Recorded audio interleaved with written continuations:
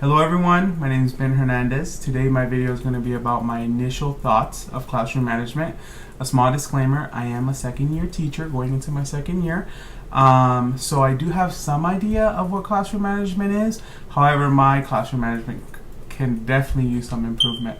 So I'm going to answer these questions just so you guys have an initial idea of what my classroom management will look like this upcoming year. So my first question is your role. What is my role as a teacher in creating a classroom management plan for my classroom?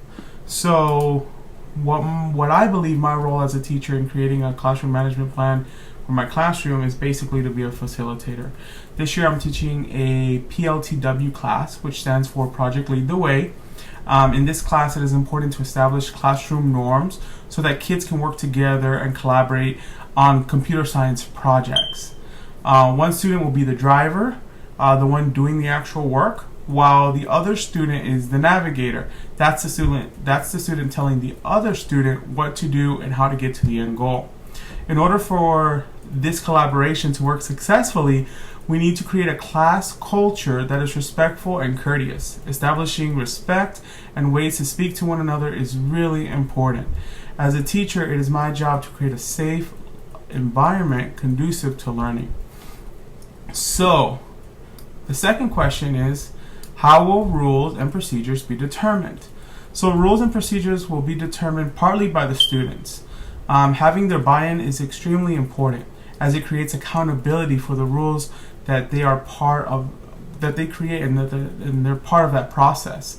It is important to engage the students so that they adhere to the rules and procedures that they help create. So question number 3 says to list some rules that you foresee being integral to my classroom.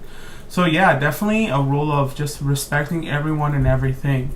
As a first year teacher, I had many students that didn't have an idea of what respect was, so it's important to break down respect, what it looks like, model it, so then they're able to learn what respect is. Just because you have an idea of what respect is, it doesn't always translate to the student, right? Maybe getting up whenever they want is completely acceptable and not disrespectful to them, but you as a teacher that's presenting and the kid is not engaged, you take that as disrespect. And that lack of communication sometimes causes issues in the classroom. So you really want to establish a solid definition of what respect is and everything under that umbrella. So for example, no horseplaying, no touching of any type, raising your hand before you get up, and establishing those procedures of how to get your attention, not just blurting things out. All those things have to be reviewed in your rules and procedures. So number 4, factors that may influence your classroom management, i.e. school-wide plan, administration, parents, teachers. So some factors that I foresee influencing my classroom management plan is the unexpected addition of Zoom. So basically in my school we have 3 models, right? We have face-to-face, we have Lee Home Connect, which is kind of like just zooming in, and then we have a blended model where we have Lee Home Connect students and face-to-face students all in the same classroom. Because I'm an electives teacher, I teach Spanish and I teach computer science, most of my classes will be blended. So that's going to really influence my classroom management, because my face-to-face kids are going to have to adhere to specific rules and procedures that my Zoom kids might not have to. For example, we're supposed to end the class 5 minutes early so we can wipe down the desk and clean the things out, while my kids in Zoom don't have to do that. They just finish their assignment, they can log off, and they're done for the day.